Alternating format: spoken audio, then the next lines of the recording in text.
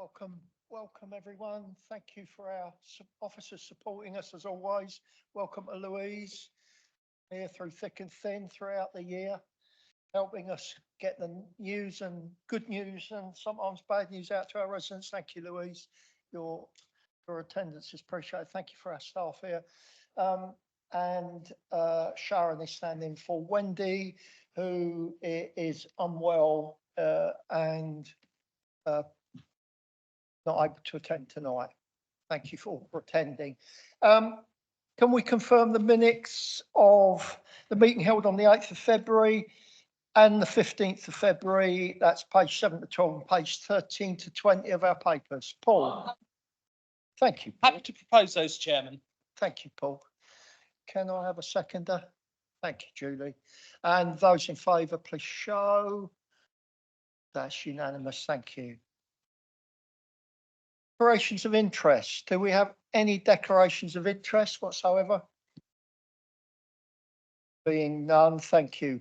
Public question time. We do have members of the public.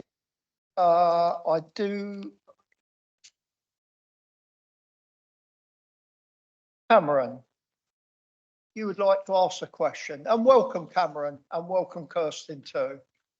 Thank you, Leader. As an East Cowes Town Councillor, I wanted to take the opportunity to thank the Alliance Administration for making the decision to move forward with the replacement floating bridge and bring forward this item to the meeting. On behalf of East Cowes Town Councillors and the over 8,000 electorate in East Cowes, my question is, can we get the ball rolling and get a new floating bridge? Cameron, thank you for that. I've got some very good news for you. Don't leave early tonight. There is a very good message coming. Please indicate that you've heard and understood it when it comes. Perfect, thank you.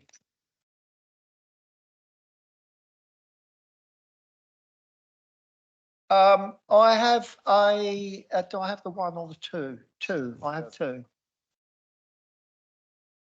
Okay, so member at the end. So I have one public question. We've provided a written response, haven't we? We will do. But I will read this out for those interested. And the question is from Steve Cowley, and it is sale of the former Yarmouth School. As chair of YTC, Yarmouth Town Council School Site Steering Group, I would like to be assured that the Isle of Wight Council will continue to be involved with community-led housing for 8 units throughout the sale purchase process through the heads of term agreement with bidder D, and that the provision of high quality community facilities does not threaten the viability of Yarmouth's existing community hall of Yarmouth and District, CHOYD, CHOYD. Can we be assured that land will be made available to build a new Scout and Guide Hall, not just a small part of another building? And we will be replying as follows.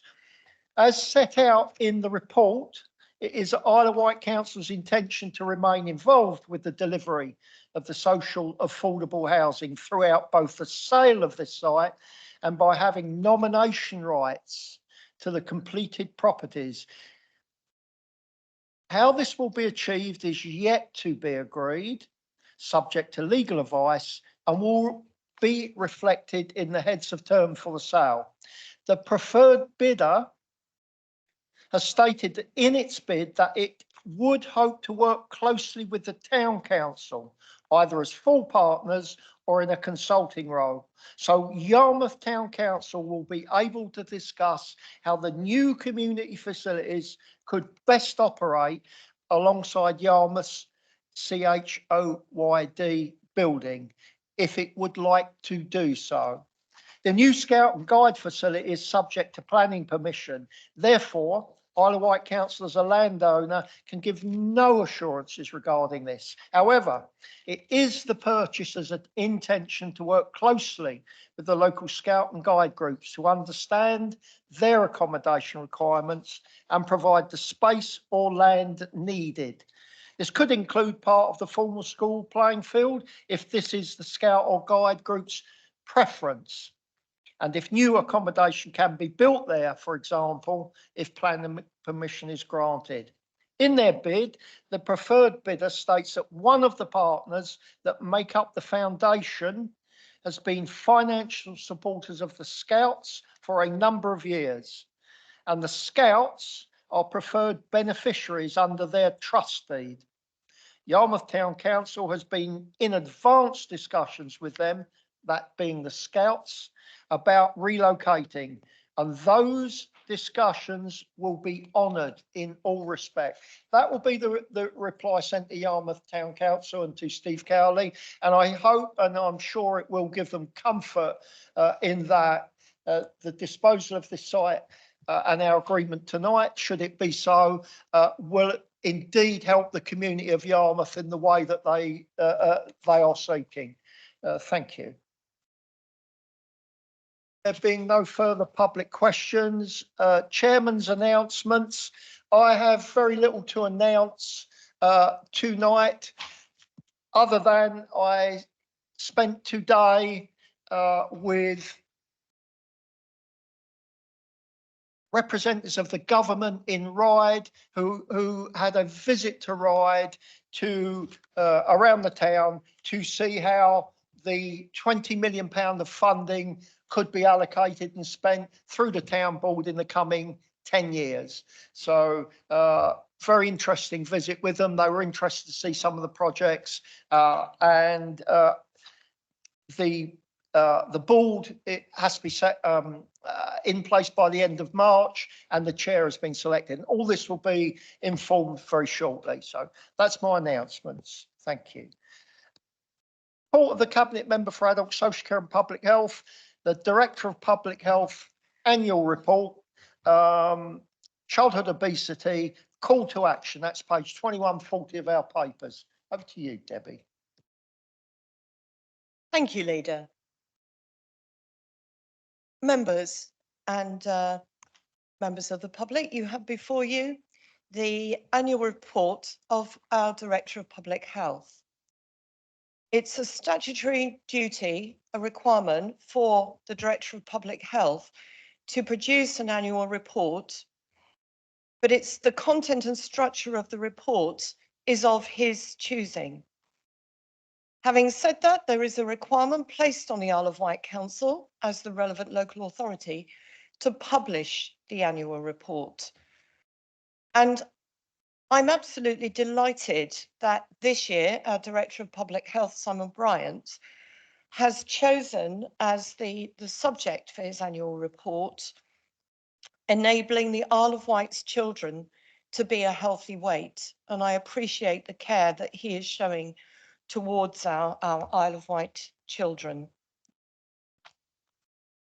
The focus on obesity in children is backed up by data, and it's a very comprehensive report full of data to back up. For some years now, I have supported the NEU campaign, No One Left Behind, which is advocating for free school meals for all primary school children. These meals still need to be healthy and appealing. We know that there are links, and this is also highlighted in the report, to areas of deprivation linking in with poor nutrition. And the free school meals for all primary school children, it takes away the stigma, and it very much supports the child poverty and food poverty agenda that has been very much at the forefront of our policies in this council. So at this point, I am very happy to hand over to Simon to present his report and then come back to the recommendation. Thank you, Chair. Thank you, Many Debbie. thanks, Councillor Andre, and Leader, apologies. So I'm hugely privileged to present an independent report this year on childhood obesity. It's one of the most significant public health challenges that we have as a society. We're not unique on the island. However, we know that the percentage of children who are overweight and obese continues to increase. It's beginning to be accepted as normal. So I wanted to highlight this issue so that as a system, we can act together. No agency can do that on their own, so we need to work together with our colleagues across the island to tackle this issue. It's how we live and the way we live and the behaviour that we undertake means it's much harder for us to be a healthy weight. So following the publication of the report, after Cabinet tonight, I'll be writing to the key system leaders to highlight this to them and bring people together to develop action plans to tackle childhood obesity. It takes us all to do that. There are a number of things we are already doing, including things like the PEACH programme, which is a partnership for education and health. We're doing things with our planning department about the local transport plan and a number of other things. So I just want to say, let's not wait to tackle healthy weight. Thank you very much. Thank you, Simon. We're just receiving this report. It's for noting. Yeah, it's just for noting. It's duly noted.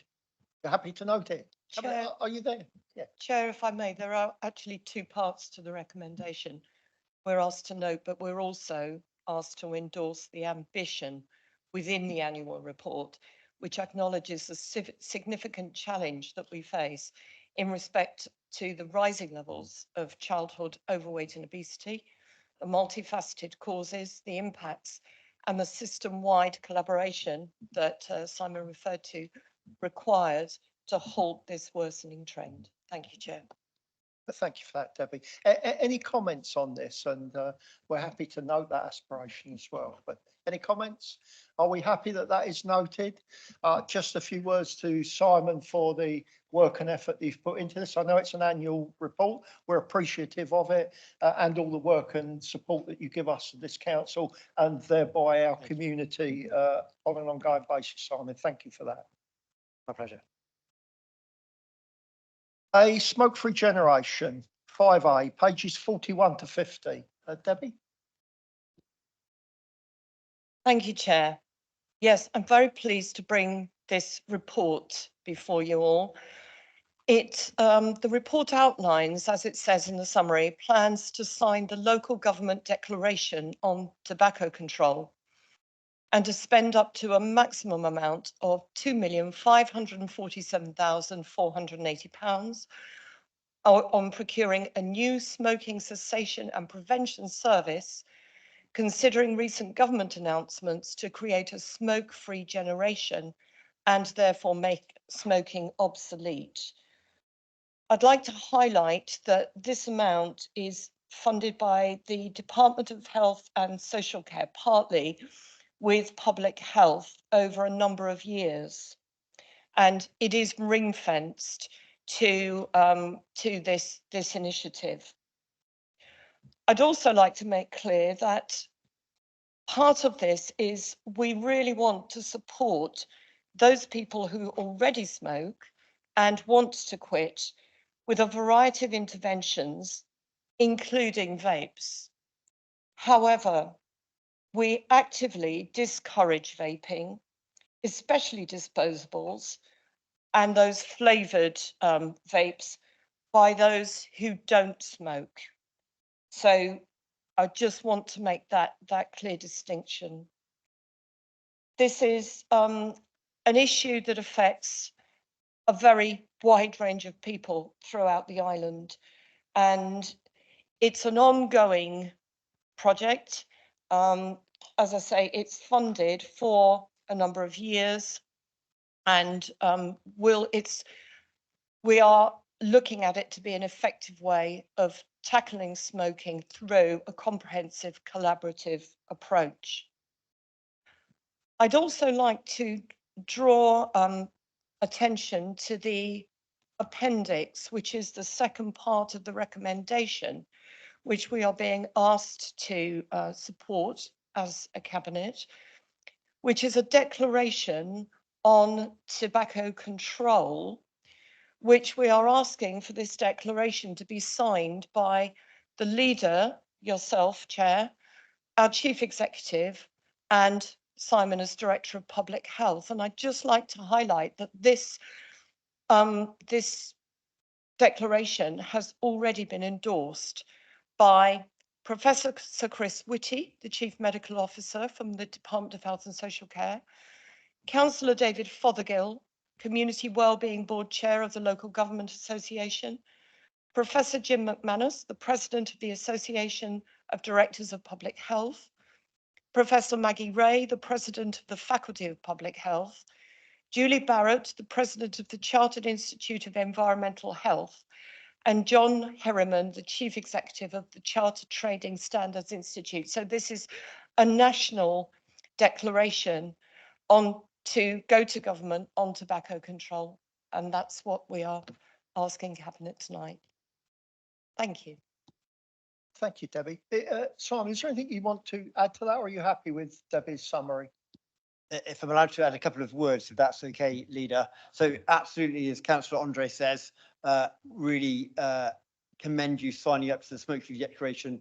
I think there has been a little bit of complacency around smoking, where people think that smoking isn't a key health issue, but with 10% of the island population smoking, it's really important, and it causes so many ill health conditions, including cancers, heart disease, in that. So the Smoke-Free Generation money in the budget will enable us to increase our service. We've got a good service to increase that, and signing the declaration shows our commitment. So together, that's a really strong commitment from this council. Thank you, Simon. I'm looking for a proposer. You propose it, Debbie. Thank you. I'm looking for a seconder to that. Thank you. That's Karen. Would you like me, sorry, to read the Well, recommendation? let's just see if there's any comments first, and we'll move to that. Are there any comments on a smoke-free generation? Well, let me say that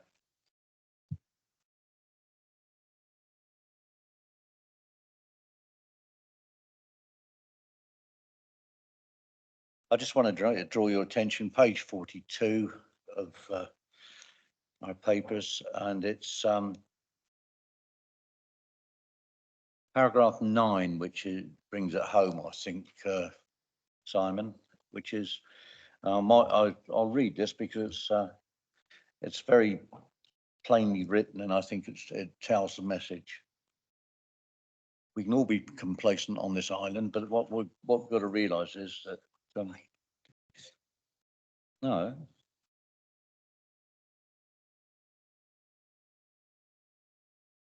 Page 42, paragraph 9.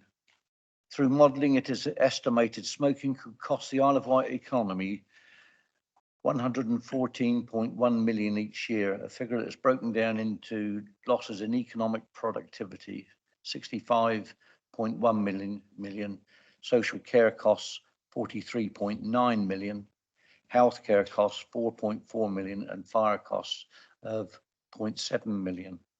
And I think if you look at that and you dovetail that in with paragraph 8, it's all set out there with why we should sign up to this and why we should actually take this forward in a serious manner to make sure that if we can get to a smoke-free island, that would be brilliant. But if we can't, then as near as damn, that's where we should be.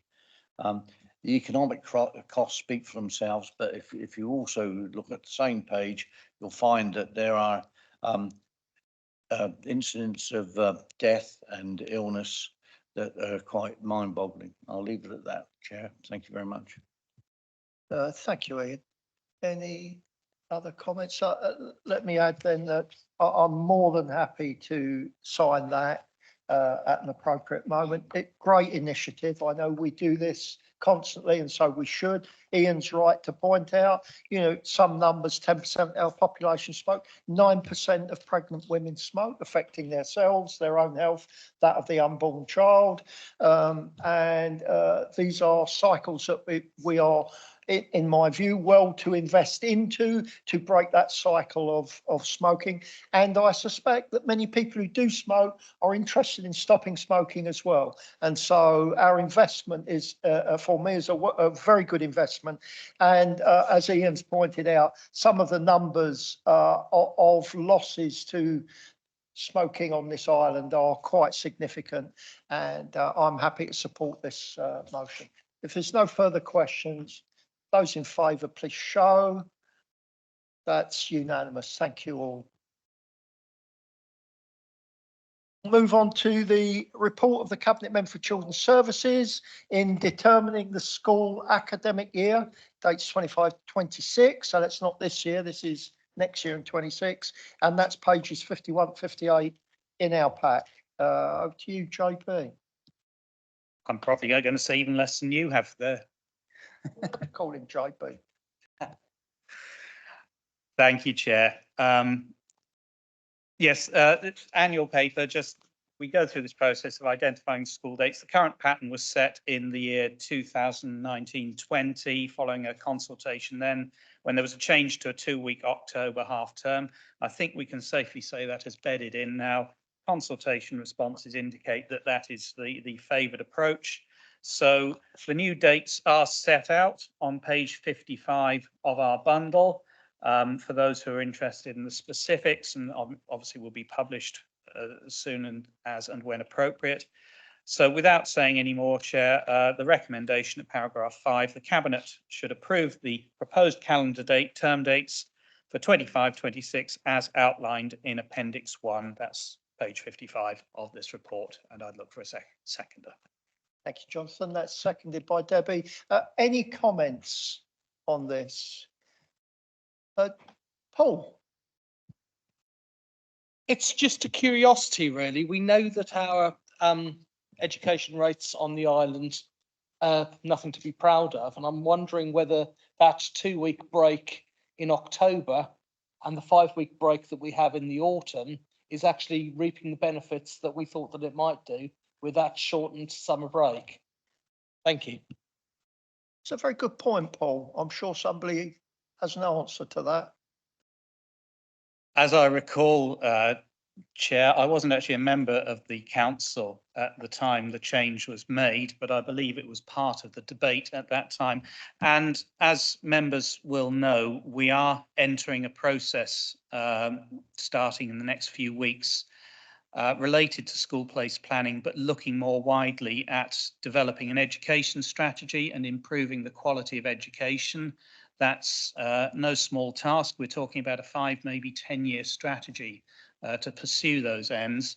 And so I'm sure that this, as well as many other features of the current education system, will be part of what is examined. Mr. Whitaker, our new Director of Children's Services, is here and tapping away on his keyboard, so I'm sure he's making a note that to add that to the list of things we look at. It will be a review of everything to do with education, and if there's any information to be derived from term dates as to how they might affect performance and the quality of our provision, that will be part of what is looked at. Thank you, Jonathan. Debbie? Thank you, Chair. Just to add to that, I was the Cabinet Member for Children's Services and Education at the time that this consultation went through. I can assure you that the consultation was very widely publicised, and teachers and head teachers fed into that. And it was significant regarding the 2-week half term. It's important, though, to, I think, look at the whole picture. So, yes, it is about educational attainment, but it's also about the health and well-being of the pupils, parents, teachers. So everything was fed into that, and I'm very happy to support the continuation of the current term dates as proposed tonight. Thank you. Well, thank you, Debbie. That's really helpful. I just want, I know you weren't here at the time we adopted it, Ashley. Is there anything you want to say? Only that we will look at it when we are compiling the new education strategy, which we hope to have a draft version of published by the end of the summer term. There we are. Any further comments? Those in favour of this, Ian, that's unanimous. Thank you all.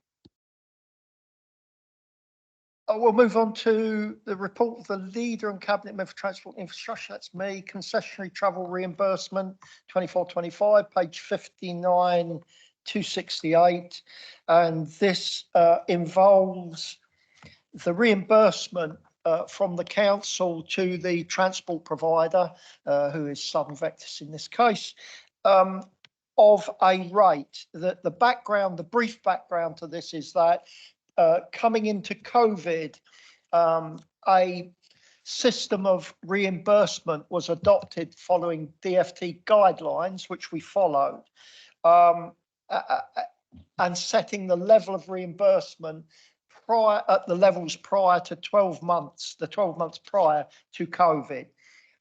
Since COVID has come and hopefully gone, there's been some improvements in patronage of transport, and DfT guidance is now requiring the local transport authorities to return to a direct reimbursement arrangement. That is what the actual costs are, we will reimburse.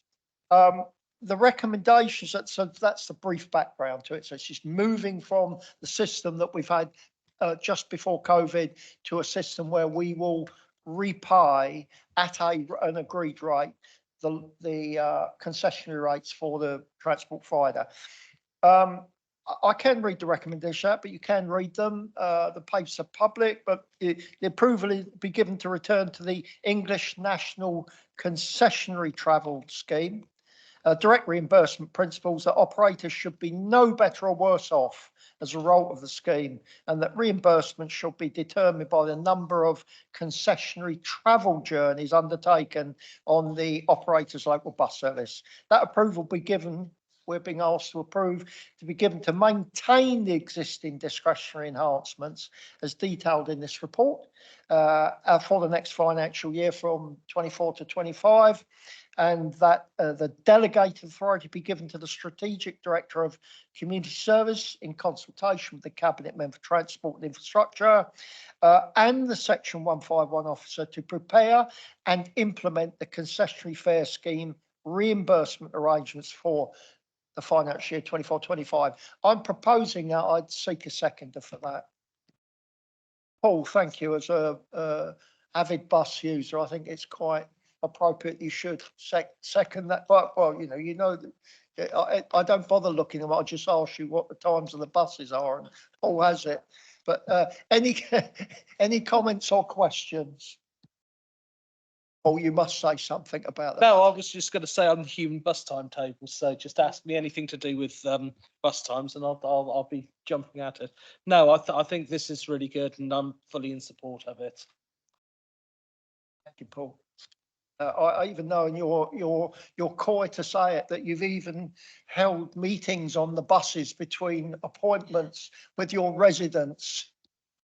I do, yes. If anybody's interested, at Christmas time, I do hold a surgery during December where residents can come and natter to me about, anything. So, and usually it's quite irrelevant things that they talk to me about, things like Christmas. But I do it over Christmas, and it's a great way of meeting people, and it's a good way for people to get out. So I think the bus services that we have on the island are so important for inclusivity for residents. So yes.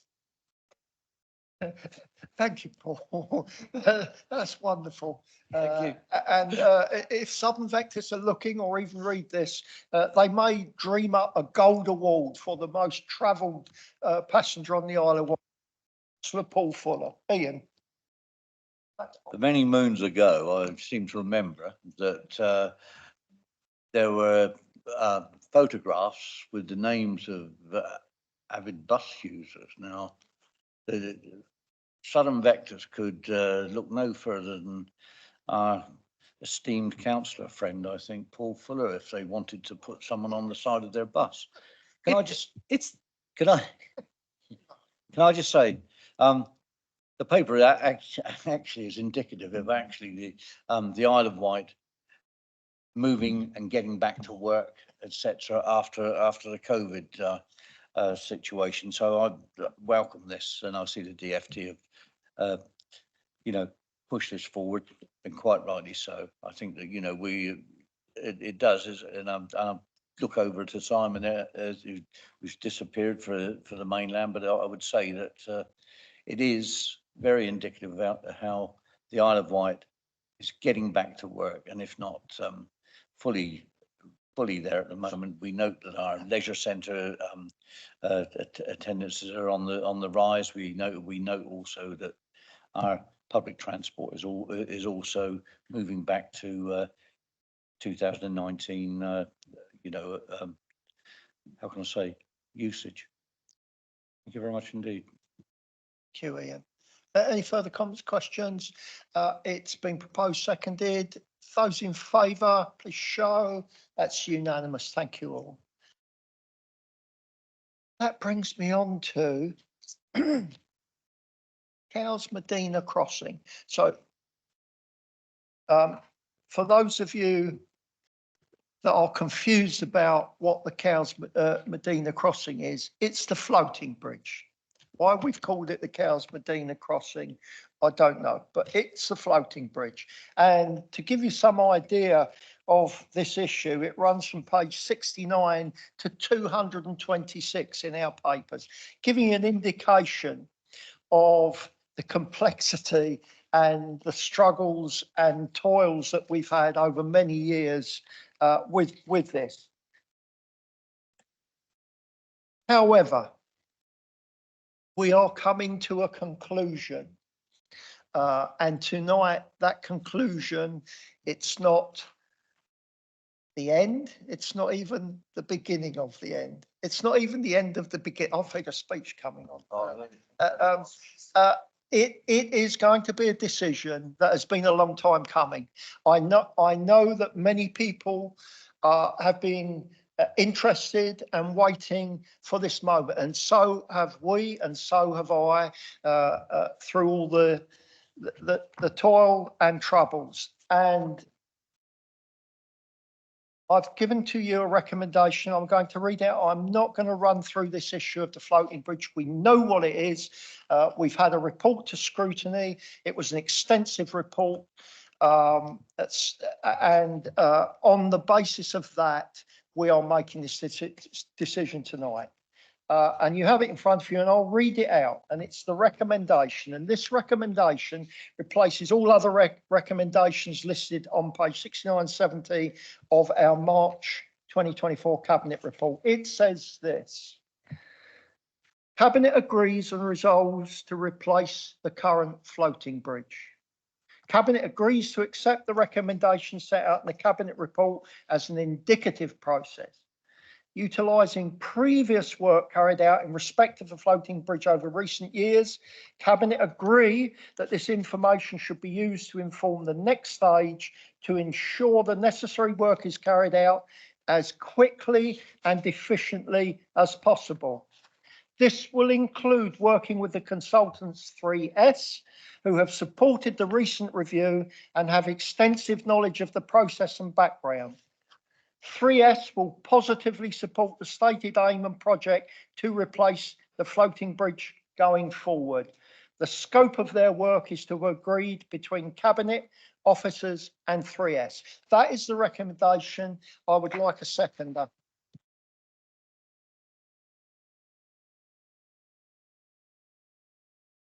Thank you, Paul. Thank you. No, I know it's not a bust, Jonathan.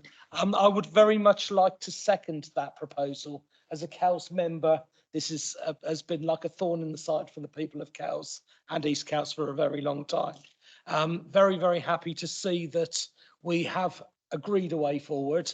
I know when we all became councillors, particularly those of us in the Cowes area, Laura particularly, it was something that was very, very important that we as an administration should grab hold of and take forward. So I'm very, very pleased, Leader, that we have managed to get a very positive way forward.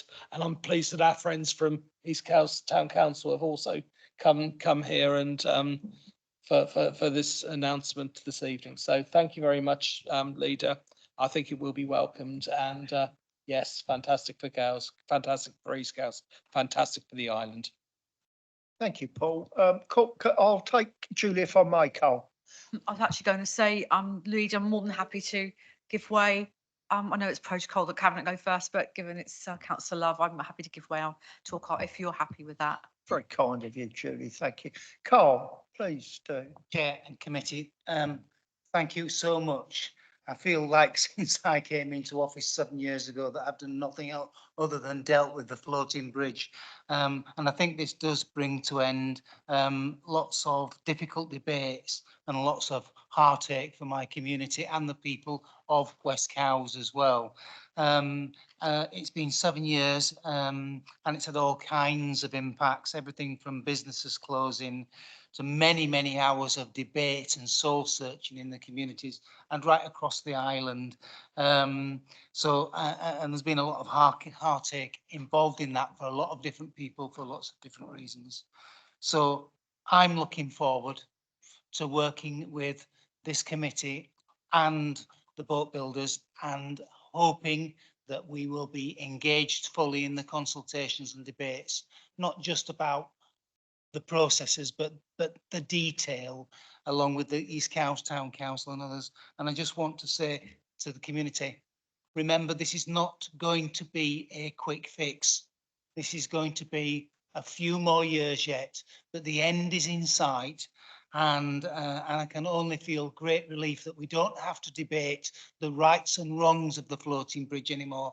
And that I'm asking people to focus on the positive and ensure together that we get the product that's right for us and the island people as a whole. So thank you that we finally arrived at the beginning of the end, which is what I was going to say. It's not the end, but it's the beginning of the end. And yeah, and thank you. So I'm sure that that'll come as a great relief, and also a great relief to the burden of taxpayers funding, because let's face it, it's a lot of money that we're talking about here, but we cannot continue to shed millions and millions and millions of pounds. And this should have been dealt with a long time ago in the previous administration. But thank you. We won't make any political point. Thank you, Carl. Just before I come, do you want to speak? Just before I come to Julie, we are pleased as a cabinet and administration that we're delivering for your community, Carl, for the community of Cowes, for the community of East Cowes. We are pleased. When we came into this administration, we promised we would resolve the issue of the floating bridge. Tonight, we've resolved that issue. And you're right, Carl, it's the start of the process, and there is a process, and we will have to go through due process. However, there are ways of doing it, and in discussions with officers already, we've found a stage process that will enable us to bring the vessel forward in a more efficient and quicker way. And there are numbers of options that will be brought forward. But this island needs to know we are replacing the floating bridge. Julie. I just say thank you to 3S as well, because I feel absolute confidence in them. And I'm pleased that this cabinet has sought to include that in the report to say that we move forward with them. And I will shut up. Julie. Yeah, long time coming. Yeah, almost 7 years. And colleagues up in the gallery there will know that I took a great deal of interest in this from May 2017 right through that summer, and did a lot of research and read more reports than I care to, and even going through minutes, even going through the transparency part of our website, looking at all the invoices that have been paid. You know, I really got into it, and not in a like, oh, I'm loving it, but in a, got down and really understood it. And I think from early on, we all, the people that were using it, the people of Cowes and East Cowes, our local members, Councillor Love had just been elected, of course, Councillor PC Wilcox, and myself from a Newport perspective, because this new vessel was supposed to alleviate the traffic in Newport. That was one of the high level outcomes, and it just wasn't delivering it. But I think we all knew pretty quickly that this particular vessel wasn't designed for our crossing, and that's been at the hub of this. And you know, I think there's been, you go through a process, don't you? You try and deny it. So I think as a corporation, perhaps we try to deny that this wasn't the case, and look at other ways. Or we'll put a push boat, that will sort it out. We'll put some thrusters on, or we'll do this, we'll do that. It will make it better. But actually, you start off with a bad design, it's really hard to unpick that. So, you know, I'm just so pleased we've got to this stage. You know, it really has been 7 years of troubled water, and hopefully there's a new bridge in sight for this. So thank you for everyone who's worked from the community to bring this to everyone's attention, done all the hard work, done the investigation, lobbied the LEP, even lobbied leaders of council. There's been so much gone on because it meant so much. It was damaging initially to the economy of East Cowes. I saw that firsthand.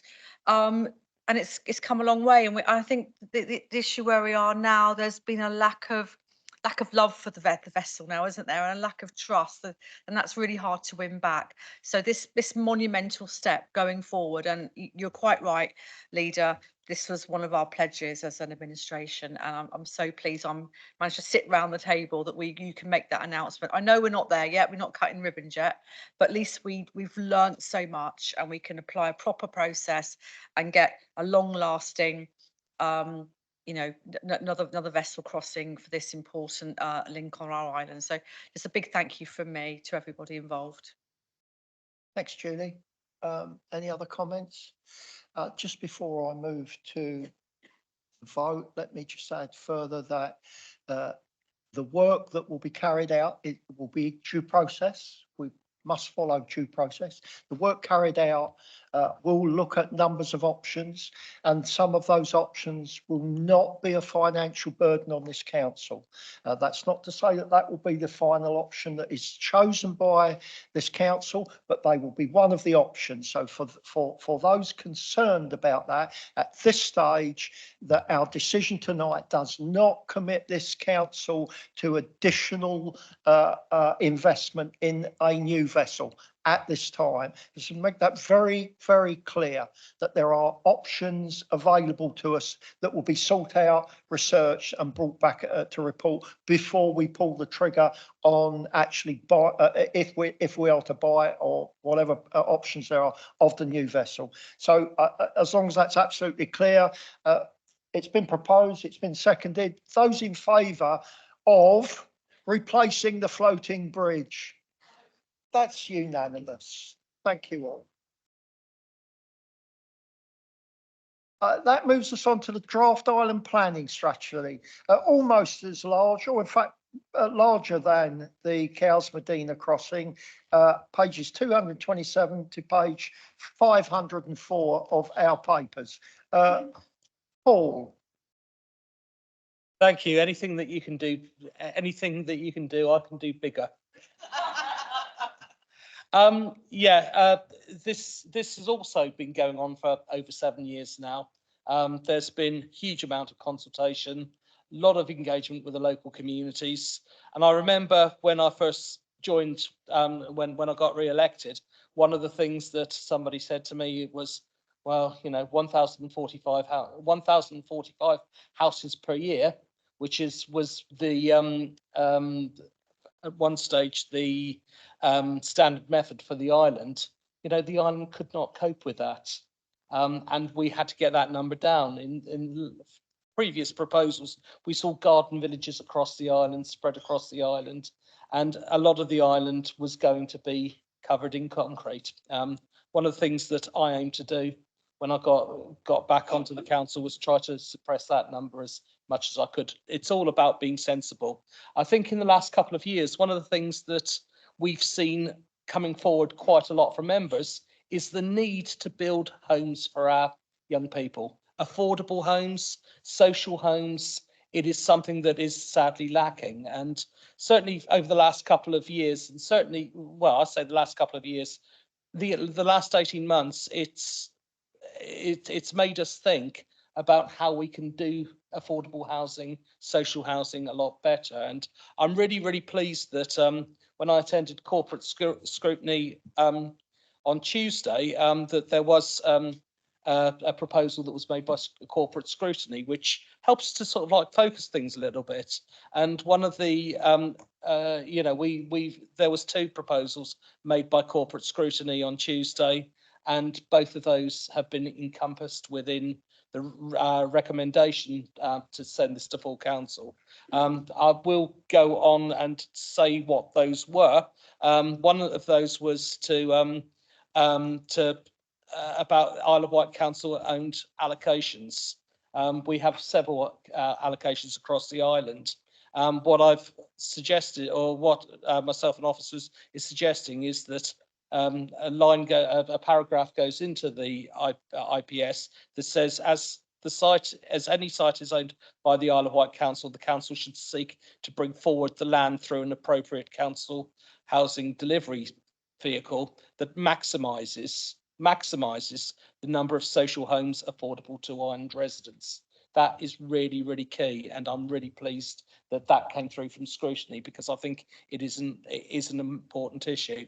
The other issue that was raised was about ensuring planning permissions are delivered, and this is to help ensure that proposals for development are implemented in a timely manner. The council will consider imposing a planning condition, provided the development must begin within a timescale shorter than the relevant default period, where this would expedite the development without threatening its delivery or viability. Any delays will take account of the preparation of Section 106 agreements. Again, that is really, really important. The addition is to the recommendation is that the local planning authority considers that where a planning obligation such as Section 106 is required, it should be completed in a timely manner. Should planning committee resolve to approve planning applications and the obligation has not been completed within 6 months of the resolution, the decision may be referred back to planning committee for reconsideration. I think our use and our use of the planning committee is absolutely essential. We want to ensure that communities continue to be involved in shaping their communities, and this will enable that to happen. So really, really welcome that other policy that came from corporate scrutiny. But other than that, the recommendations before you. I think you also, Leader, have something that you wish to add. Thank you, Paul. Just before I do that, could I have a seconder for Paul's proposal? Seconded by Julie. Thank you. So from me, a couple of bits, just noting scrutiny that the Cabinet Member for Planning and Flooding reconsiders the timeliness of signing off Section 106 agreements and aspects relating to the use of council-owned sites for socially affordable homes for rent. That was scrutiny's recommendations. So I have a little to say, so bear with me, because I'm aware of a request to defer matters because of further legal advice obtained that suggests the current demographic information in relation to potential exceptional circumstances is inadequate and may have adversely affected the current view on this issue. And as such, it seems further demographic information may be forthcoming, which may suggest a different view should be taken. This matter's been going on a long time, and as scrutiny recognised, we need to move things forward. However, I'm aware that following full council next week, there is a 4-week period before we physically move to the next stage, that being the Section 19 consultation, and during which time there is the ability to make further amendments. I understand that the new demographic information is due to be received in the next 2 weeks. As such, I support the current recommendation. I will undertake to request and hold an emergency full council meeting during that 4-week period, should that new demographic information indicate a different view on exceptional circumstances when it is received. That's my comment on it. And that should be noted and it will be minuted. Julie, please speak. I will come to you, Peter, after cabinet members have spoken. Thank you, Leader, and thank you, Councillor Fuller, and of course all our officers that have worked tirelessly on this. I mean, this is something again we picked up, partly done, partly finished in May 2021, and I think we thought we were going to be voting on this in this spring of that following year. However, we were listening to other members of the council, making sure we've got the right information, and making sure it was fit for purpose. I think it was good to spend that time. However, I think the time now is for us to move forward. I sit on planning committee, and there's times I really think I'd really love to have a new island plan to work with, rather than the one that was published in 2012 when I first joined the planning committee. And we know the world has moved on since then, and also the island's needs have moved on since then, especially when we look at affordable housing. But as I said on Tuesday, you know, there's other stuff in here as well apart from housing. You know, of course, there's all the information. There's a whole section there about the economy and how this plan supports the economy, which I think again we need. So we've got to keep momentum. I was at the scrutiny on Tuesday and followed the debate and listened to the proposals that were put forward. And it's great that we can we've listened and we can take them on board, and we've got new sections we can put in. So again, thank you, Councillor Fuller, for working with officers to get the correct wording that can go into the draft. And we all get a chance to have our say next week as well. But I thank you for Leader, for your really open and honest and pragmatic approach to listening for more information that may come forward. I think we need to have momentum. I would be concerned if we were going to delay it again for a few months, because we don't know when this information is going to be coming forward. We don't know if we're going to get any clarification over certain wording that we're all aware of regarding exceptional circumstances.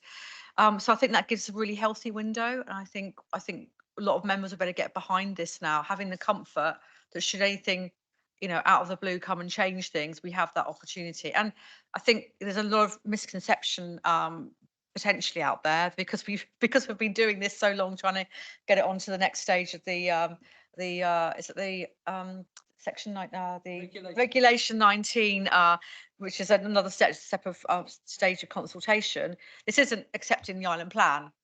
This is just going to the next stage of consultation. So it's just moving it on again. So it'll probably come back. I'm sure there'll be lots of comments, and it'd be interesting to hear what the planning inspectors say as well. So that's why I'm really happy to second this, because it's been a really long journey, but we need this. We need to move forward. Thank you. Thank you, Julie. And that reminds me to say that, of course, we are only recommending tonight. We are not making a decision about the island plan tonight. Jonathan. Thank you, Chair. Yes, I really, on the coattails of what Councillor Jones-Evans said, it's very much the time to get on with things. Well, frankly, it has been for quite some time, but we really must now. I have seen the advice which you alluded to, Chair, and I think in light of that, your undertaking is good and an important undertaking to make. That advice is very much about possibilities for those who've seen it, and certainly it doesn't justify a pause without any more.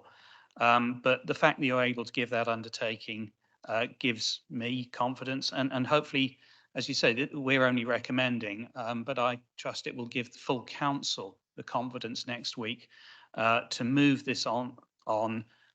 There's comfort in what you say for those who are still have some concerns, for whom there are possibilities that haven't been addressed yet. But fundamentally, we shouldn't be pausing anymore. We should be getting on with this, but then using that little window of opportunity should something come forward. We shall see. Thank you, Jonathan. Any further comments or questions? Karen? There's too many good things in this draft island strategy. planning strategy to mention, but I'd like to say thank you for all the work of the officers who worked tirelessly on it. And also my ward, Ride Monkton Mead, would like to thank them because we actually do have a special section in here, and the ward actually needs quite a lot of protection because of the flooding. So that you would expect me to be able to vote for this because I need to protect my residents. But there is a huge amount of great stuff in this draft strategy. Thank you. Thank you, Karen.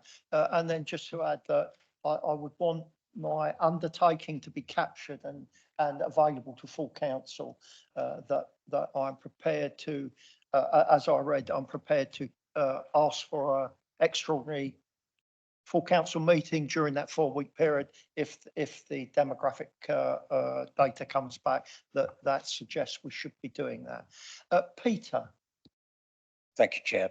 Chair, I didn't know that you were, it's not a criticism, there's no reason why I should know, but I didn't know that you were going to make that announcement. And so I'd like to say that I'm grateful for that. I think you know, Chair, and most of Cabinet will know that the legal advice has come from the community that I represent in the West White. They've raised the money themselves, which is no mean feat, in a very short space of time. I mean, the Michael Bedford's advice, the KC that the council obtained, I think I'm right in saying, was not available until the end of January. I think I'm right in saying. And so the community has raised money, instructed a barrister, and there are now 2 advices. It may be that you haven't seen the most recent advice, but there is a further advice. I see Councillor Bacon nodding, but he's seen that further advice. And the community did feel that it would be appropriate for those advices, and if the further demographic evidence comes forward, for the Isle of Wight Council to listen to them. And I'm grateful to you for having listened. My slight concern is this, but it may only be a technicality, and that is this, that if full council on Wednesday says that the matter can go back to regulation 19, if after that, because I don't think there will be much delay, if after that the demographic material is available, that then poses the difficulty of revisiting, doesn't it? A cabinet, I see Councillor Bacon shaking his head, but I thought it would pose a difficulty in full cabinet reconsidering a decision that is already voted on. My understanding is you can't do that for 6 months. I mean, I'm doing this off the top of my head, but my understanding is you can't do that for 6 months unless I think it is a third approximately of full cabinet, of full council agrees. So I would just raise that concern. And I do also have a couple of other, if you will indulge me, questions just on the draft plan, but perhaps I could deal with that concern initially. Well, Peter, let me give you some comfort. We have listened, absolutely listened. We've always been listening. Actually, it may at times have seen otherwise, but we've always been listening.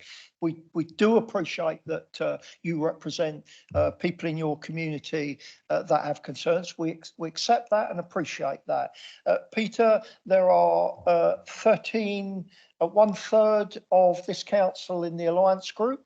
And I, as part of my pledge to you, I will call on every member in that to call a extraordinary general meeting if that is what is required. We are listening to you, Peter. If you come forward with that demographic information and it is 4 weeks, we will call that meeting after full council and revisit it if that's what you want. I think that's a genuine and honest offer from us, Peter. I hope you convey that to your colleagues in your group, to Councillor Adams, Councillor Charm, and Councillor Medland. I know that that's where there are many concerns, and I hope it gives you comfort, Paul. Thank you. Councillor Spink will know this, but I think the exceptional circumstances and some of the work that Bob Seeley did behind the scenes to get that footnote put within the Levelling Up Act was really, really important. And I think I don't want to waste that momentum if there is potential for us to move forward. And that was why we went for that independent delegate demographics consultant advice in the very first place, to make sure that we were on the track. You know, I felt that as soon as I heard that that footnote was in the Levelling Up, I thought, well, this is going to be good for the island. However, we need to make sure that we don't shut ourselves in the foot. We know why we want to get this, and you know, I think the numbers is very, very important, because again, if you have higher numbers, that then affects your settlement boundaries, it makes them bigger, and that means that there is much more pressure on our greenfield sites. I've mentioned Levelling Up. It was actually the NPPF that stated the footnote. I was just getting a little bit carried away, but yeah, it was the NPPF.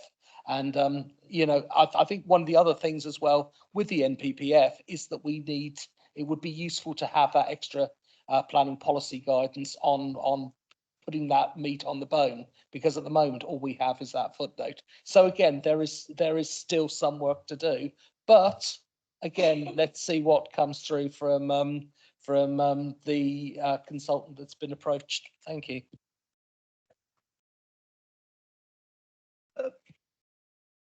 I'll indulge you, Peter, as long as they're brief. And brief, but firstly, I'm grateful to Councillor Fuller for those comments, and it may be some time before the planning practice guidance is available, but the MP has written, and I think I've circulated a copy of that letter by email to all members, has written to the Minister for Housing asking for clarification of the effect and meaning of paragraph 61, because there are some, if I can simply summarize it in this way, it's slightly contradictory, that paragraph, in the way that it's been drafted. And so it's necessary to know what the intention is. I have a real concern on the draft plan about one, well, I may have others, but one paragraph in particular, which is paragraph 6.15. And I have raised this before. And my concern is that paragraph, on a literal reading of paragraph 6.1.5 or 6.15, sorry, on a literal reading of that, it does seem to me, and I've taken informal legal advice on this, not an advice I can give to Cabinet or to full council, simply a contact of mine who is a solicitor and who has just told me their interpretation of that paragraph, which has caused me concern. And that is that if one reads that, it appears that allocated sites, and the vast majority of the development on the island when a plan goes through, will be by allocated sites. The concern is that when that paragraph, the way that it's phrased, could have and probably will have the effect of taking away from planning committee the decision as to whether or not planning consent in principle should be granted.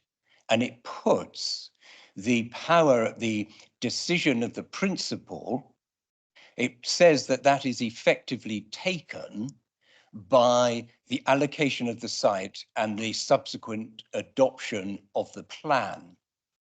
Now, Chair, if that isn't the intention, because I don't believe that's the intention of this local authority, I don't believe that that's the intention of this local authority. And if it's not the intention of this local authority, please can paragraph 6.15 be drafted in a clearer means? Because the way it's drafted at the moment, if you look at the last part of the last sentence, or the couple of last sentences, it does look as if, to me, planning committee will be limited to such items as design, density, and potential impact on the surrounding area and the environment. If on the planning balance, the development proposal is unacceptable in relation to these detailed issues, it will be refused. It does look as if the principle of planning, of the principle of development has been taken away or could be interpreted in that way. So my question really is this. Is it the intention to remove the right of planning committee where sites have been allocated in the plan? Is it the intention to remove the right of planning committee to determine the principle of development? For example, whether a site will increase reliance on the motor car, whether it's in an isolated stroke unsustainable location, etc. If that is not the intention, please can paragraph 615 be redrafted to make its intention clear. And I'd ask for that to be done before full council. It's only a small paragraph. It wouldn't take long to draft it. In fact, if you want to work across chamber, I'll draft it. Thank you. Peter. This is probably going to be the longest question in history in this council with the shortest answer, which is no. No to, is it the intention of this council that? No, it's not. Of course not. Our intention is planning committee are the decision makers. We are getting, however, we are getting into an area that is beyond my expertise, Peter, and I fear that I shouldn't make a decision tonight. I will ask, and if Paul, do you want to comment on this, or Jonathan? If not, I will make an undertaking that we will look at that as it comes to full council. I don't know if that's enough comfort for you, Peter. But yes, we'll do. I would be content with that, certainly, because I don't believe that that is the intention of the section. But I do think that on reading that paragraph, it has that meaning. And so if it's not the intention of the council, it needs to be amended. So I'm grateful, Chair. Thank you. We will look at it. I'm hearing what you're saying. We will look at it. We will not discount that out of hand, and we will come back to you and in some way, at least with an explanation or a change before full council. Julie, are you finished? I'll go to Julian if you. Paul, do you want to come Are back you finished, to that? Peter? Oh, no. Yeah, thank you. Yes. Jude, thank you.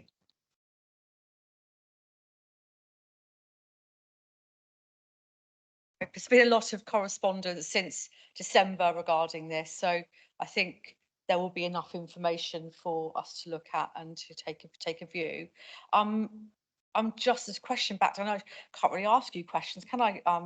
Councillor Speak, you're not on the committee, are you? I don't mind. I'll just float. I'll We float can have a it. discussion, Julie. I'll Of course we float can. it. See, anyway, so I know you have got one more question, but obviously it's important. I feel it's important. I think we all feel it's important. We sit on the planning committee together. We have got an up-to-date plan, so we have the best information and the best policies to make decisions on.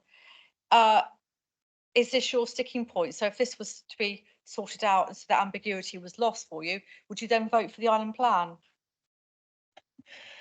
It's a $6 million. Yes or a no, Peter? The $6 million question, isn't it? I have other concerns, but whether those concerns would mean that I would vote against it, I don't know. It will also depend quite a lot on the demographic report, which I think we may well have before Wednesday. Peter, thank you. That was unfair, but no, and I'm happy for that to happen. We are trying to solve this problem and serve our island, and the concerns that have been raised are valid and need to be listened to and addressed if and when we can. I hope my statement tonight gives you comfort that we are listening. We'll do that if the information comes back to suggest that. And I give you my confirmation that we will look at 615 and give you the information before full council. Any further comments? If not, it's been proposed and seconded.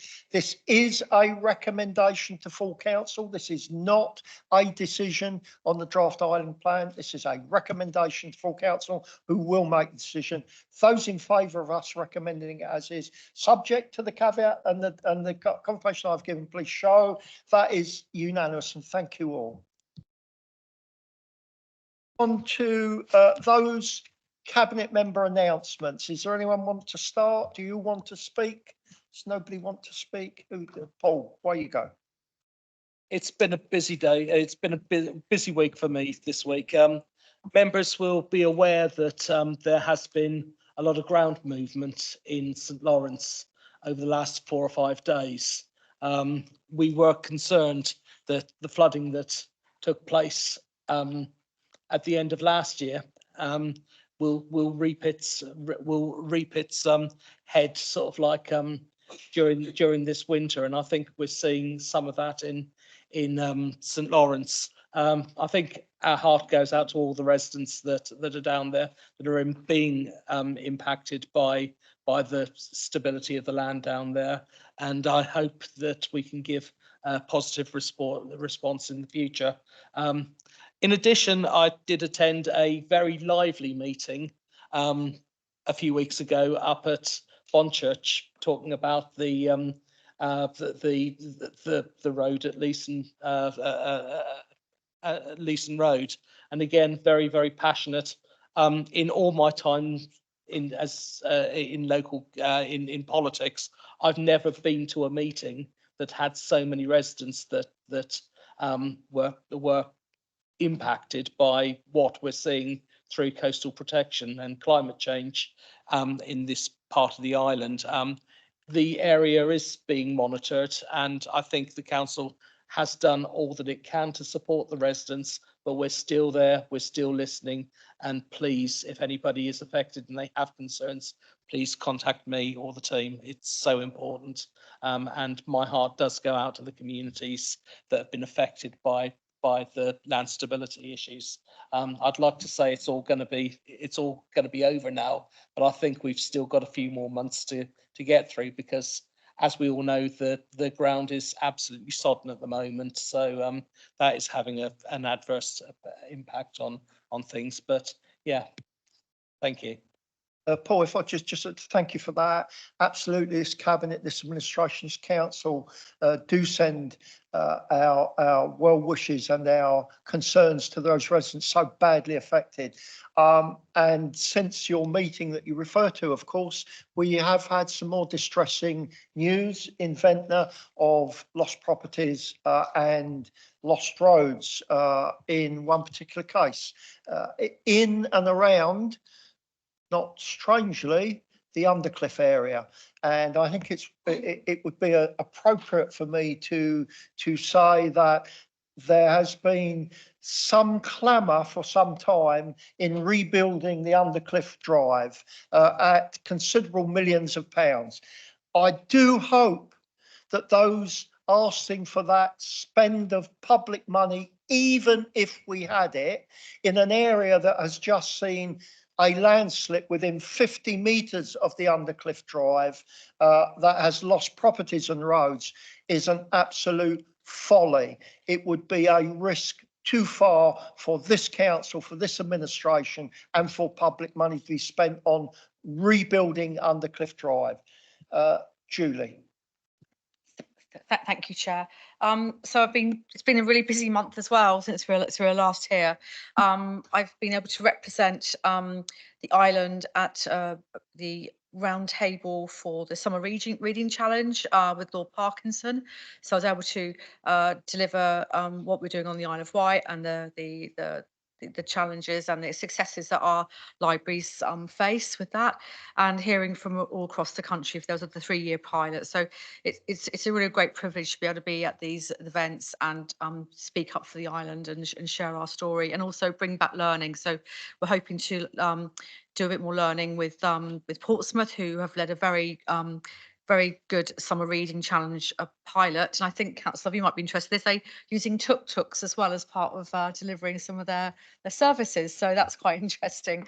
Must say, very good thanks to our head of library service, who retires at the end of this month. If I may mention his name, Rob Jones. I think everyone probably knows him around the table. He's been working for the council for many, many years and delivering excellent library service. And I think we should be really proud of our service, given that we have had to make cuts over the years during years of austerity.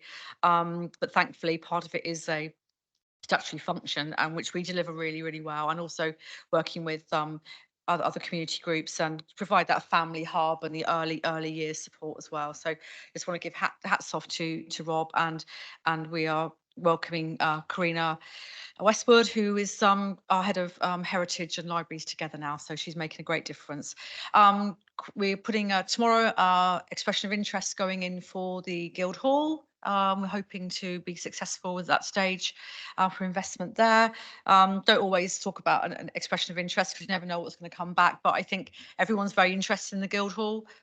It's I hope it's an overused word, but it is definitely an iconic building. It's a very, very important building, and it's on the English Heritage at Risk list. So, and English Heritage has been, Historic England been very, very supportive, and we're just putting an application in to have some physical works done there as well. So high hopes there, but obviously I'll keep you posted.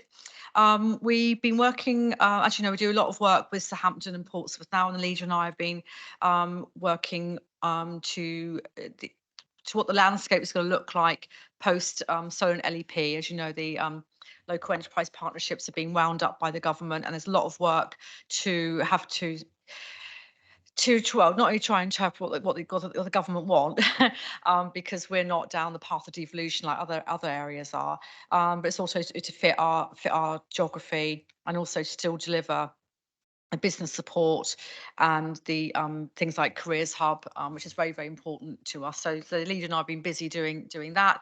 Part of the work as well today, we are looking forward to, I think it's going to be published tomorrow, is a draft cultural plan for the Solent. Again, that's come off the back of the work we do as the Hampton Portsmouth. So that'll be a really helpful blueprint for how we can lever the really important cultural industries, not only for health and well-being, but for the economy as well. And what else I've been doing? Loads of things. I think I'll leave it at that, Chair, because as ever, once you let me go, I'll just keep on going. So for the sake of brevity, well, you can talk, Councillor Stevens. Just for that, I'm going to carry on. No, you're all right. No, obviously we've got we have various meetings with the cultural sector on the island, and we're doing really well at bringing money in. And I'll share a report with you all next week, which has come from Creative Island, entitled "Reasons to be Cheerful," about all the work they've done in the past year. So I'm really pleased that things are moving forward there. It's not say it's a mixed bag, isn't it? We have a lot of sadness on the island at the moment with hearing what you just had to be putting up with, Councillor Fuller. But we hopefully all together we can still make a difference and put a smile on people's faces. Thanks, Julie. That's always upbeat and positive, and it's great to hear. Oh, Paul, have you got something to say? Any further on it, Karen, and then I'll come to you, Debbie, and then Joe. Get this up. So I just wanted to. Yeah, I just wanted to thank Community Action Isle of Wight for asking me to go to a training course a few weeks ago on the training us lots of different partners, housing associations, social lots of different ones on criminal exploitation of children and vulnerable adults. It was a really good course and very informative. So I just want anybody want to ask about that? That's I think I'll send some stuff around to the council because it was an excellent course. And I recommend if you ever get to offered it, make sure you do it. This week I've been in Bristol at the fire conference. Again, I'll give an update to full council about that. But there was lots of different speakers there, and I'll make sure that everybody, if anybody's got a specific question, they can ask me. Thank you. Thanks, Karen. Debbie. Thank you, Chair. I know there was a lot of concern when the WOW Women's Centre closed. And I'd like to thank them for the excellent work that they did and the services that they provided. But by way of reassurance, I had a meeting last week with the principal of the domestic abuse service that we as a local authority commission. Every local authority must have a domestic abuse partnership board, and that board meets quarterly. On top of that, I am working collaboratively with Councillor Lucioni and Councillor Sarah Redrup, and we are actually going to visit the facility, I think, in a couple of weeks' time. But I'd just like to reassure people that there is a domestic abuse service on the island, and the details of how to contact are on our website. On a much nicer note, in a way, I would like to just highlight that on the 22nd of April, we are officially opening our Goldings Reablement Centre in Freshwater in West White. This is really good news. The investment that has gone into this facility is already proving to be a real benefit for island residents, along with the Adelaide. It's part of a programme of investment in reablement, which is our strategy to actually keep people independent for as long as possible. And it's that stage to just give them that extra help to transition back to being independent in their own homes. So Monday the 22nd, I shall be over in Freshwater for the opening of the Goldings. Thank you, Chair. Thank you, Debbie. And so I actually went to the actual first day of the Goldings opening when they were receiving their first residents moving in there. So good luck on the official opening. Great work, great centre, good staff, and fantastic resource for this council. Jonathan. Thank you, Chair. Well, I'll be very brief. I'm finding myself going to an awful lot of meetings at the moment. There's a lot going on, but it's probably a bit like a swan at the moment. It's elegant exterior, but we're paddling away underneath. I'm not sure you look that serene on the surface either, Jonathan, but like you should see me when I'm not serene. Rather than a swan. Well, there are lots of very interesting things going on. I'm going to a youth conference on Saturday on a stakeholder panel there.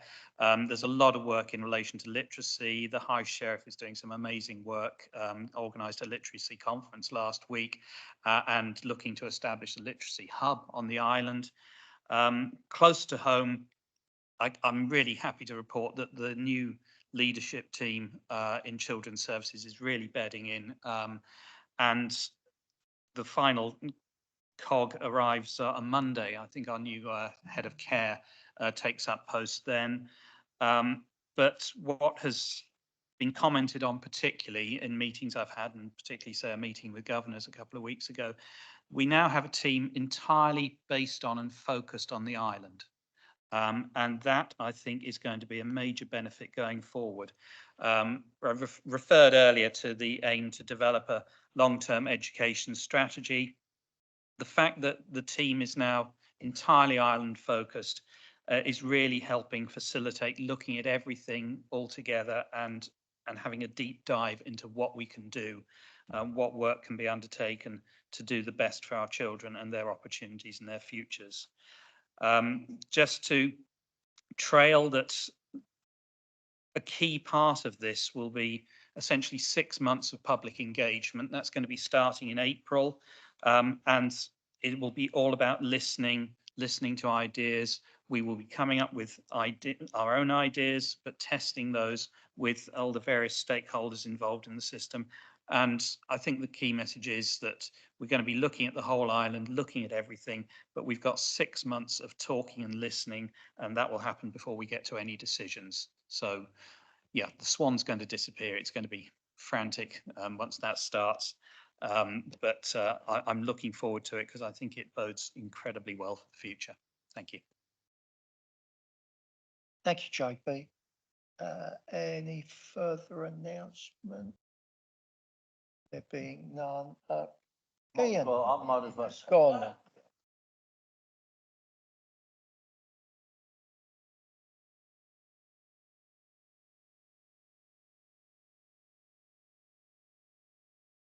Can you hear me out there? Yeah, okay. I just want to touch on what we've done.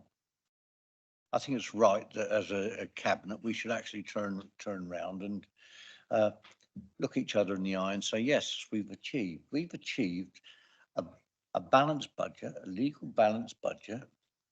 We've done magnificently well in September, working in your cabinet roles, working with your directors and your senior management teams. I think you've done damn well and brought back something that we could say was far away from a section 114.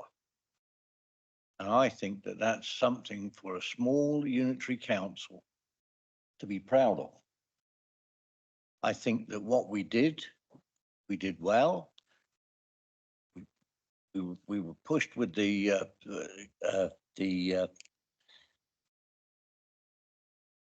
extreme hardship fund to bring that back in line and bring it back damn quick. And we did it. And we've put some good things into our budget, which hardly anyone seems to recognise. Now, I'm not going to dwell too much on the budget, but there is a page in our budget paper where it explains what there is. And for anyone that doubts what we've done, have a look at it. Now, I'm not going to go into the detail because it's a bit of homework for you all, but I think that's the way forward with that one. And I just wanted to say that those that wanted to work across the chamber worked across the chamber with us, and it worked well. We always knew that they wanted to have their moment of glory, put forward their recommendations and things. That's quite right, so they should. But working together, and it can be achieved with the cabinet, with the committees, and working across the chambers is very easy if you want to get focused and take the opportunity. So I just wanted to say that. But on nights like tonight, when we've talked about dips and we've talked about this, that, and the other, and we're talking about what the housing allocation should be or could be and what have you, we've got families, children in temporary accommodation. We've got families with children in temporary accommodation, bed and breakfast. They're trying to, how can I say, operate within restricted confines, but they're also the parents and the guardians are trying to educate their children in some adverse conditions. So I want you to bear that in mind tonight. We keep pushing, we keep trying to achieve, and we get 2,000 inquiries a year or thereabouts to our housing team. Now they manage that. Frontline staff work hard. They have talents and the patience and the wherewithal to take the hit and take things forward for us. And I think that's what we've got to value. Valued our staff through the budget setting process, but also every day of the year, something hits our doorstep, and it's down to, can I say, just the staff that actually manage and control those areas of concern. I will leave it at that, Chair, but I think that, you know, we should realise that on nights like this, when we're going home with our own front door. And those that are seeking to try and cut down on housing numbers, etc., should realise that if you need affordable accommodation, then we should be trying our utmost to provide it and not trying to block it. Leave it at that. Thank you. Thank you, Ian, and to add with yourself, we talk endlessly with all manner of providers, the private sector, in how we can deliver affordable homes here. Not huge building sites. We don't talk to developers about that, do we, Ian? No. We talk about delivering affordable homes for those that need them on our island, and by inference in smaller developments, but that's an ongoing process and project for us. Any further announcements? Thank you all for that. Let's move on to the consideration forward plan. It's in the back of your papers. Sorry, move on to forward plans in the back of your papers. Any comments on that? I've been through mine and I'm happy. Are we all happy to note that? We're fine with that. Okay. Now, I'm going to do something here, and sorry, I'm going to come to members' question time first. I have a written question from Councillor Lilly. I'll read it out. It's short. With the news Mermaid Gin has pulled out of their planning application for change of use and purchase of Ride Arena due to the lack of maintenance of said building, what action is the Isle of Wight Council going to take as the freehold owner of the building? Councillor Lee will get a reply, and a written reply, and it will be this. AEW occupies Ride Arena under a long lease from the Isle of Wight Council. There are obligations in the lease to keep the structure of the building in good and substantial repair. The council are engaging with AEW to see what works of repair and maintenance might be required and practical to undertake. That will go to Councillor Lee as a written reply. Any further questions from members? Carl. Thank you, Chair. In the wake of Lord Davis' response to my letter to him regarding the poor performance of Red Funnel,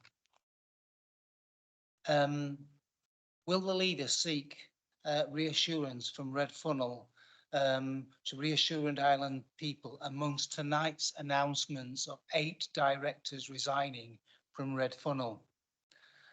This is an important cross-Solent ferry service, and I know that this is coming perhaps as because it's just been announced, but what I'm really seeking is some reassurance about the continuation of the service. Whilst it doesn't say that the service is at risk, this is quite a significant thing that's happened tonight, and we will need to reassure our island people, those who invest into the island, of the continuation of the ferry service, and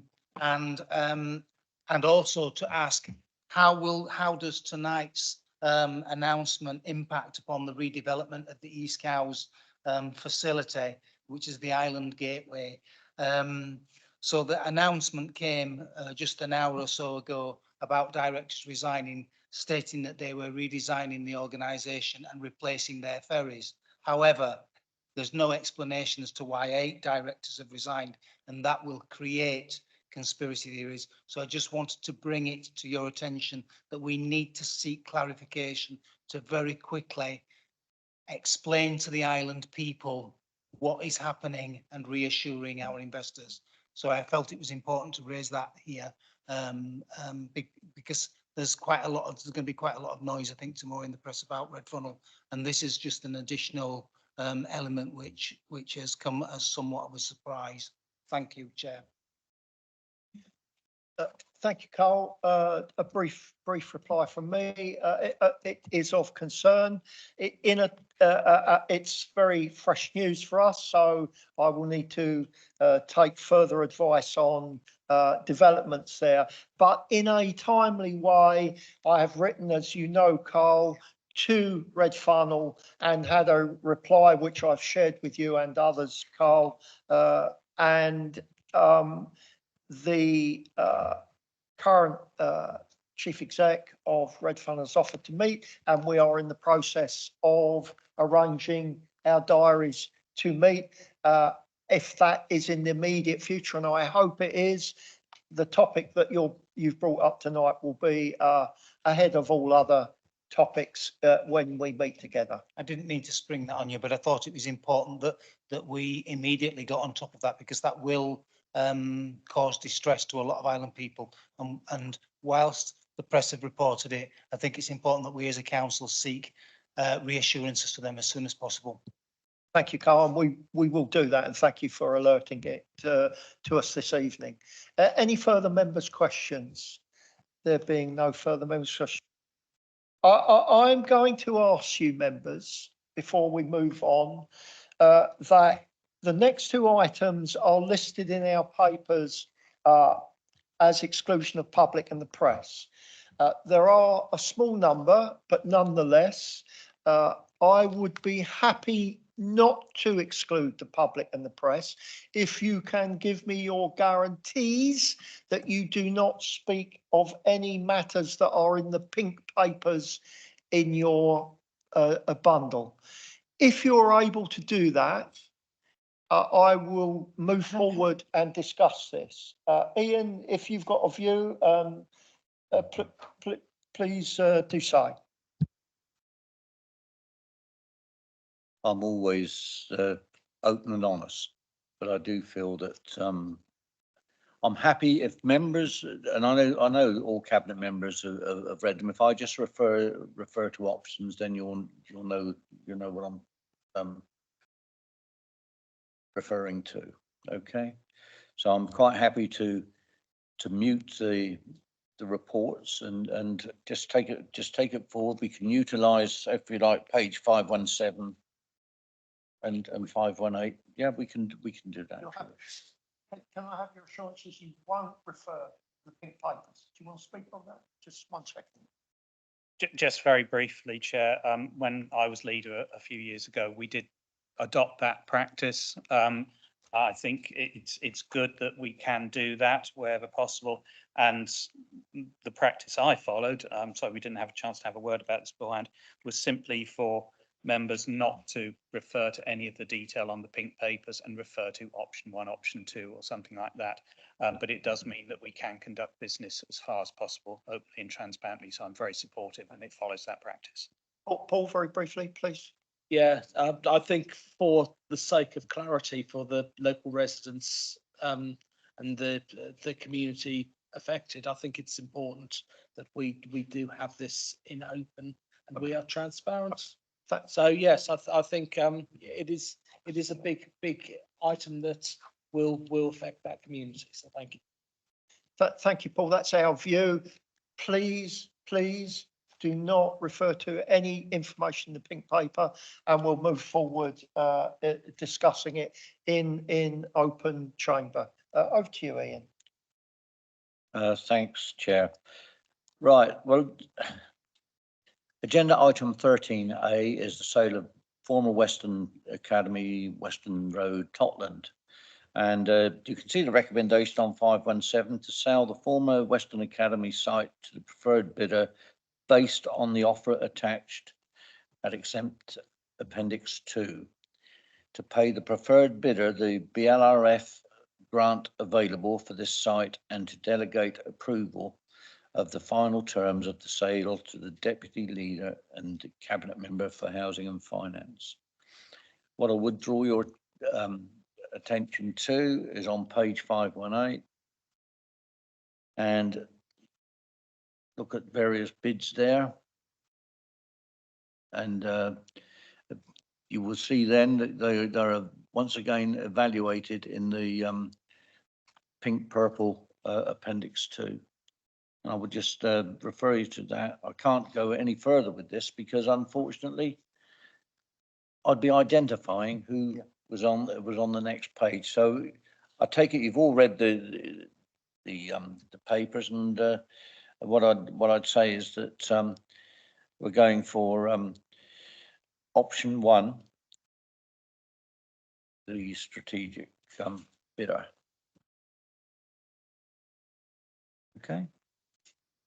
And that's all if you want to open it up and try and widen up the conversation, I don't think we can that well, I'm afraid, without going deeper into it. So I think that, you know, that's all I'm saying, is that we've had, if you like, and whittled it down to a preferred bid. You've got the item there. If you want to try and elicit more information from the papers, then please try. But I'm trying to cut this down so that we can actually say we are recognising the approach from those that want to do business with the Isle of Wight Council and do it within the manner of which they perform. And I respect their views.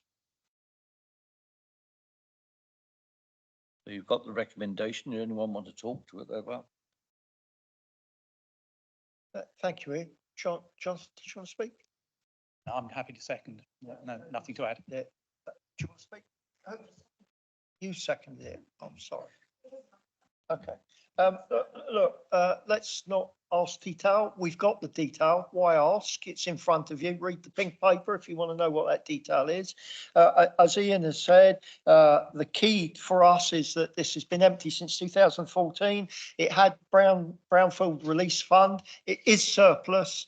And as we all know, the bidding process and the process for bidding in this council is a carefully controlled and well-structured process from which recommendations come from our officers. And I have no hesitation in believing and agreeing with officers that they have carried out their due diligence and the correct process in arriving at a report and recommendations for us to follow. Ian, you want to add something?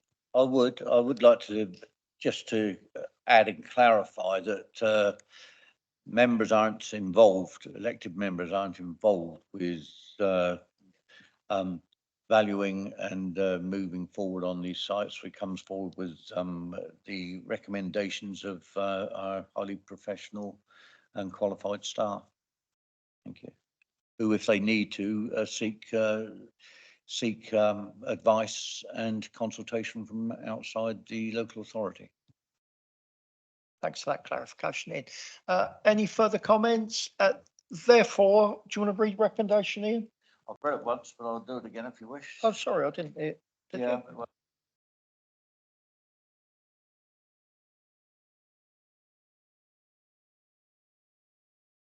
To sell the former Western Academy site to the preferred bidder based on the offer attached at exempt appendix 2, to pay the preferred bidder the BLRF grant available for this site, and to delegate approval of the final terms of the sale to the Deputy Leader and Cabinet Member for Housing and Finance. That's been proposed, that's been seconded. Those in favour of that recommendation? That's unanimous. Thank you all. Ian, the second part of this paper. Going, Cabinet members, please refrain from referring to the pink papers. Once again, Chair, if I may, I'll read the recommendation. I won't refer at all to the pink paper on the appendix, and only refer to anything that's on the white paper, which is in front of you all. Recommendation is to approve in principle the disposal of the former Yarmouth CV primary school site to bidder D based on the proposal attached at exempt appendix 2, subject to Department for Education section 77 consent being granted and heads of terms being agreed, and to delegate approval of the final terms of the sale to the Deputy Leader and Cabinet Member for Housing and Finance. Look for a seconder there. Jonathan seconded that. Thank you, Jonathan. Any comments or questions? Can I come in on that, Chair, just briefly? Ian, just before, Yeah, before go you for do, of course, the scrutiny recommendation on this was that the committee welcome the report and approve the style of report moving forward when handling confidential aspects, and that they resolved that the report be noted. So no recommendations, but they welcome the report. Thank you, Ian. Thank you. And as I say, both sets of papers are well written, and everything's laid out in fairly straightforward manner, which is why I'm not going to go back through and discuss too much about it. What I would say is that option D is the way forward, where we gain 8 affordable housing units. And the Heritage Exhibition Activity Community Centre, Education and Skills Centre of international significance, and an offer of land and accommodation for the local scouts. This is all tied in with obviously heads of terms and what have you, and planning permissions, but we need to make sure that we not only look at what we're doing with regards to the site and price, but we look at best value for the people of Yarmouth and the surrounding area. Paul wanted to speak on. Thank you, Ian. Debbie, I'll come to you after Paul. Just a very brief word to say that Yarmouth School was under my portfolio when I was Cabinet Member for Education, and I'm absolutely delighted. I've obviously been part of the process and followed it all through. A lot of hard work has gone in by officers, as has already been said, to get to this point. And I'm very pleased that we've arrived at this outcome. Thank you, Chair. Thanks, Debbie. Paul. Hello, I'm very pleased that the local member is here as well, because I'm sure the local member has, as a member of Yarmouth Town Council, has worked quite closely on these schemes. It's really, really welcoming to actually see a bidder here that wants to put some community gain back into Yarmouth, and I think that's really important for that for the people in that community. So I'm very, very happy. I think the report, the bid, and the offer that has been made is absolutely exemplary, and I wish them luck. Thank you. Thank you, Paul. And to say that along with Councillor Stevens, we've had many discussions with officers about this, and I know that some comfort, great comfort, has been given to the Town Council in terms of this site and the outcomes of this process and transfer of it, of which I'm told they are happy and in accordance with. So we are trying to help that community in the same way earlier on the island plan. We're trying to help that community get the best outcome for that site. So thank you for that. It's been proposed and seconded. If there's no other questions, those in favour, please show. That's unanimous. Thank you all.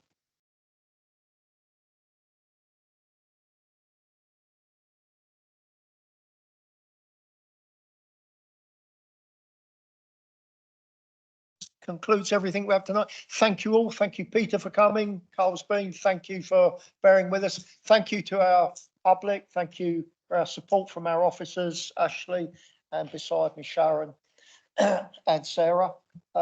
And see you all next time. Oh, I'm so sorry. Ian was in the way. Thank you all. Safe trip home and see you next time. Thank you.